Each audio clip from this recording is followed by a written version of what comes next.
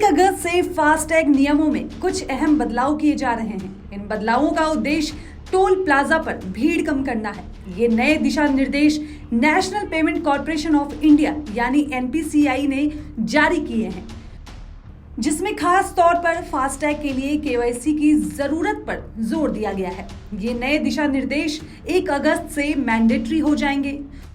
तो चलिए जानते हैं कि आखिर क्या है ये नए दिशा निर्देश और कब तक आपको ब्लैक लिस्ट शो किया जा सकता है। साथ ही ये भी जानेंगे कि आप फास्टैग का टोल के अलावा कहां-कहां यूज कर सकते हैं।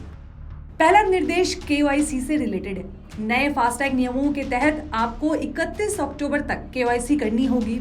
हालांकि इसे कुछ महीनों पहले ही शुरू किया गया था, लेकिन डेडलाइन पूरी होने के बाद इसे बंद कर दिया गया था। अब इसी क्रम में 1 अगस्त से नया फैसला लिया जा रहा है। एनपीसीआई ने इसको लेकर नई गाइडलाइन जारी की है। इस दौरान आपको केवाईसी जरूरतों को पूरा करना होगा। केवाईसी के लिए आपके पास कार के सभी डॉक्यूमेंट्स होने चाहिए। साथ ही गाड़ी के ओनर की आईडी कार्ड की भी जरूरत होगी। केवाईसी अपडेट के दौरान आपको कार की आगे और पीछे की क्लियर फोटो अपलोड करनी होगी। यूजर्स को केवाईसी 31 अक्टूबर 2024 तक पूरी करनी होगी। ऐसे में फास्टैग कस्टमर को ये सुनिश्चित करना होगा कि उनका केवाईसी इस बीच पूरा हो जाए। अब बात आती है कि 5 साल से पुराना फास्टैग हो जाने पर आपको नया फास्टैग लेना होता है। जी हाँ, नए नियमों के तहत अगर ऐसा है तो आपको भी अपना फास्टैग चेंज करवाना होगा, यानी रिप्लेस करके आपको नया फास्टैग लेना होगा। इसके अलावा 3 साल पुराने फास्टैग को इस दौरान अपडेट कर दिया जाएगा। गाड़ी का नंबर और चेसिस नंबर भी फास्टैग के साथ लिंक होना चाहिए। अभी के नियम के अनुसार वाहन खरीदने के 90 दिन के अंदर आपको इसे अपडेट करना होता है। इस नियम में कोई चेंजेस नहीं हुआ है। ये सारे नियम ग्राहकों के लिए थे। इसके साथ ही फास्टैग प्रोवाइडर्स को भी अपना डेटाबेस अपडेट करना जरूरी है। इन नियमों के साथ ही कुछ फास्टैग कंपनियों ने ये नियम भी जोड़ दिया है कि फास्टैग एक्टिव रहना चाहिए।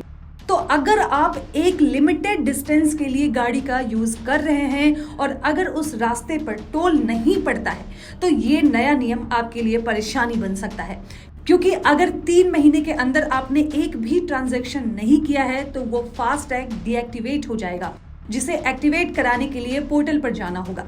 अब बात करते हैं नए चार्जेस की। तो इसमें बैंकों द्वारा कुछ चार्ज लिए जा सकते हैं। जैसे आप स्टेटमेंट निकलवाते हैं तो आपको 25 रुपए देने होंगे। फास्टैग बंद करने के लिए 100 रुपए देने पड़ सकते हैं और फास्टैग मेंटेनेंस के हर 3 महीने में आपसे 25 रुपए लिए जा सकते हैं।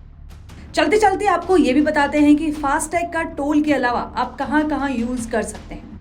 मॉल, एयरपोर्ट या मेट्रो स्टेशन पर अगर आपको पार्किंग ढूंढने में दिक्कत होती है तो आपको कुछ पार्किंग में आप अपने फास्टैग खाते के माध्यम से सीधे पार्किंग चार्जेस का भुगतान कर सकते हैं। कुछ पेट्रोल पंप भी आपको फास्टैग से पेमेंट करने का ऑप्शन देते हैं। अगर आपका किसी कारण ई चालान कट गया है तो उसका भुगतान भी आप फास्टैग के जरिए ही कर सकते हैं। तो ये थे फास्टैग से जुड़े नए दिशा निर्देश और इन निर्देशों के बाद फास्टैग के उपयोग। तो ऐसे ही और भी वीडियोस के लिए आप बने रहिए रिपब्लिक भारत के साथ।